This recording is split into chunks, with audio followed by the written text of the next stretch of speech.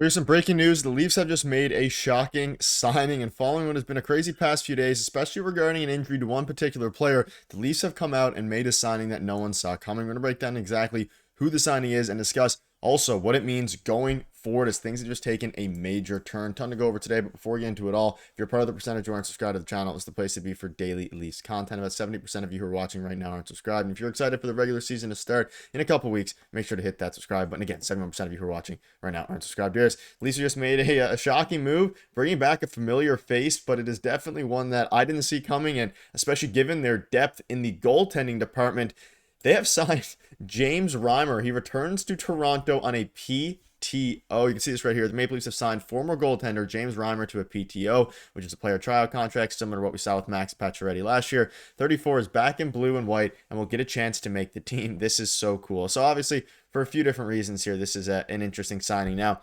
this obviously means things for Joseph Woll, and we'll dive into that later in the video. But Darius, this one is super interesting. He's now 37 years old. He's back with the Leafs, and there is a very good chance, depending on Woll's availability, that Reimer ends up being the backup goalie to start the year because, of course, they don't trust Dennis Hildeby or Akhtimov at the moment. No, not necessarily. And I think Hildeby has played well, but we'll get to that in a second and the implications it has because I think this signals something a little bit more significant for Joseph Woll at this point. But James Reimer, this is a good morning for anybody that is our age because people remember Reimer very fondly in Toronto. This guy was awesome. He was just awesome, straight up awesome when he was with the Leafs. Obviously, that was 10 years ago at this point, or over 10 years ago. He was traded, I think, actually 10 years ago, 10 seasons ago already. So pretty crazy to think about that. But again, this is an interesting option. I do wonder if he will be the backup just to start the season because we don't know exactly what the timetable is for Joseph Woll, not that there even is at this point. So, that's going to be interesting to keep an eye on. His numbers aren't the greatest either, but he hasn't necessarily played on good teams like the last two teams. He's been on Anaheim Ducks and the Buffalo Sabres, nothing crazy there. So he's been a backup there. He is a little bit older, but I think this is a cool story to return to Toronto after 10 years and, everything that he did. And the fact that he was basically vilified by the organization after Game 7 in 2013, even though it was absolutely not his fault, and he carried that lifeless corpse of a team into the playoffs himself. He had some good seasons even after that. So he's going to be an interesting option. I do wonder if he factors in at all in the regular season if they end up signing him.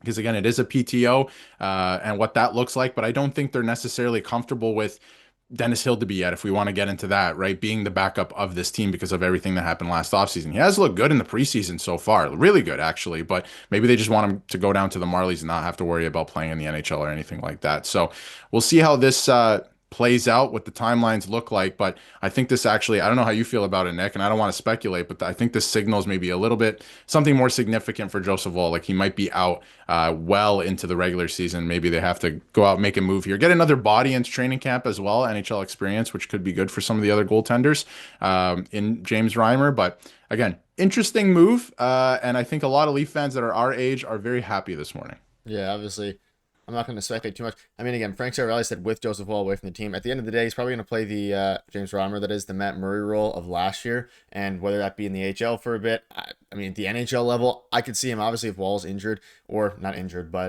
dealing with his personal things. I could see them starting Reimer as the backup just because of the fact that Dennis Hildeby has not shown at the NHL level an ability to win games, really, and that's something that he needs to do. And they probably want to keep him in, down there in the AHL. And then, of course, I tee him off. He's not ready yet. Reimer last year, you can see there a 3.04 goals against average with an 897 save percentage. Like, not great numbers. However, this is still not to harp on Hildeby, but this is still probably more at least reliable than what you'd get with Dennis Hildeby, and I think that Anthony Stolarz is ready to take the next leap. Now, if Joseph Woll's ready, then I mean this could be the third string goalie, and then it makes even more sense because this is kind of someone you can rely on bearing any injuries. However, something else to keep in mind, of course, is how is Anthony Stolarz going to be able to handle big low, but also two, is Reimer, or if Joseph Woll does return here soon, he still needs to go through his whole process again. I mean, he hasn't, I assume, we don't know fully, he hasn't been in training camp now in a little bit, and if he's out for another, let's say, week, you're then a week away from the season, he has to ramp up fully. So I think it's a pretty good insurance move here, and also very good for the, of course, very good for us as fans to bring him back. And his full stats, again, were 10, 10, and 2 with an 897 save percentage. He did have one shutout. Like, he's not going to blow you away, but I think they prefer the veteran leadership of someone in the backup role or the third string. But even if Woll comes back soon, like the season starts in, fairly soon here, it's creeping up right around the corner. he has to fully get back and I assume, go through his regime again, go through a bunch of different things. And there's no update yet on how long he's going to be back. Now, he could be back in 2 days and all this would be a null point. But if he's gone for another 3 or 4 days, it makes sense why they got him. Yeah, and exactly like you said, like if Woll comes back early next week, you can't just toss him in there, right, as your backup goaltender. He has to go through all of his training. Like he's missed training camp at this point, right? And again, like he's dealing with something, that's fine. Not blaming the guy whatsoever, nothing like that. But he's gonna have to go through that whole process once he comes back, whenever that is. So, and we don't have any idea what that is, right? So again, this is a PTO, but I think it could turn into a standard contract here for James Reimer. And I think it's in probably a better option. I talked about it a few minutes ago than Dennis Hildeby or Akimov at this point. Hildeby, to me, has looked really good in the preseason, right? Akimov still needs some time, and I think we all knew that. But send Hildeby down. Don't worry about any of this other stuff. Play your game. Get your confidence up. Just play for the Marlies. You're the starting goaltender of the Toronto Marlies, and now you have some veteran presence here as a backup goaltender with some numbers. Again, last season, not the greatest, but might be better than Dennis Hildeby at the NHL level right now. And those numbers came with two really bad teams. Keep that in mind, right? So his last two teams were the Ducks and the Sabres. You're not going to win many games on those teams, right? So he's going to be playing behind a better team. I'm not expecting anything crazy from him. We don't even know if he's going to be signed to a regular contract or what that looks like. But I think it's also a good thing to get a guy who's been in the NHL for a while, around some of the younger goalies here in training camp as well, even around Anthony Stolarz as well, and another, NHL veteran in there instead of, calling another guy up and having him in the mix as well. Yeah, I like the move. Ultimately, if he can put up a 900 save percentage with a decent defense, which should be a fairly easy feat, that's a fine for a backup goalie. Even though we've been spoiled a little bit the past few years with Joseph Woll, or yet last year really with Joseph Woll and Anthony Stolarz. Now let's also dive before we wrap up into a couple of other updates from practice today that just dropped. We're starting to see some things now. A couple things to note here, and we'll have another full video either today or tomorrow, depending on how things go. Darius, we had a video on this yesterday as well. Like, Easton Cowan is very much so in the running to make the team. You can see here, Nyes, Matthews, Domi, McMahon, Tavares, Nylander.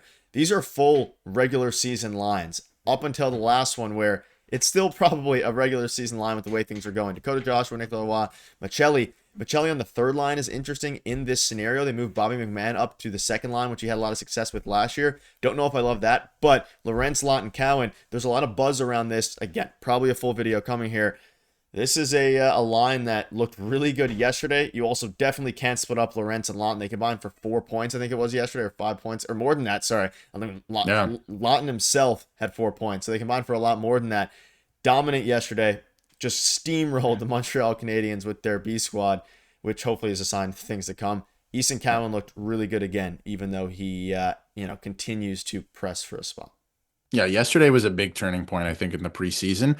And I'm starting to notice some things that were already kind of happening before, but now I'm starting to notice the way Berube works. And I think this could be really close. I don't know about the defense, and Benoit's obviously not ready to go. And, if he was ready to go, I think he'd be in the starting lineup for the defense. But just talking forwards and forward group, this might be very close to what we see opening night. They're going to give it another go, and we'll see what the lineup looks like on Saturday. But I'm noticing Nyes and Matthews stapled together. Tavares and Nylander, they're stapled together. Waugh and Joshua are stapled together. And Berube likes to work in pairs like that and then give you guys on that line that fit that skill set, right? So Domi, he's just coming back now. We'll see how he meshes with those two on the top line, because we haven't seen it. We have seen Maccelli up there, which has looked good. So we'll see how that plays out. I have a strong feeling that Berube wants McMahon with Tavares and Nylander. He likes that skill set. McMahon had another good game last night too, so I don't blame him. So that could work out well. Third line's interesting. Acquiring Maccelli to put him on the third line, I'm not in love with that. So I do wonder what he looks like there. I think they just want to see that. And then that fourth line, they went off last night. I do think there's a real possibility now that Easton Cowan makes this team on the fourth line. I'm changing my opinion from yesterday. It doesn't make sense to me, but I can see it now. I do see a vision on what they're kind of going for here, and that he could, fill that role for them, where it's like you have a fourth line that is physical, gets in on pucks, your stereotypical fourth line, but they can score as well. And I think that makes the Leafs really, really dangerous. So I think they're going to, play around with it still the next couple of days. We'll see what the lineup looks like on Saturday, but I think this could be close to what we're going to see when the opening season, or when the season opens up next week. Yeah, Robertson, Kampf, and Yarnkirk are the guys out. Makes sense. I also expect a trade for one of them. I think a Nick Robertson trade is a lot more likely here than a lot of people may think, especially now with the, I guess, surgence of Easton Cowan and resurgence of Scott Lawton. That'll wrap it up. Let us know down below what your thoughts are. Thank you guys for watching. See you later.